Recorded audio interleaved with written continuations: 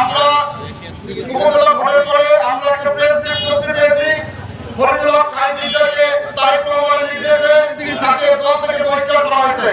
তারপরে আরেকটা প্রেস বিজ্ঞপ্তি পেয়েছি যারা বহিষ্কৃত ব্যক্তিদের সাথে সম্পর্ক রাখবে তাদেরকে দলের ব্যবস্থা নেওয়া হবে। তো আজকে এখানে বলতে চাই যারাই বহিষ্কৃত লোকের সাথে সম্পর্ক রাখবে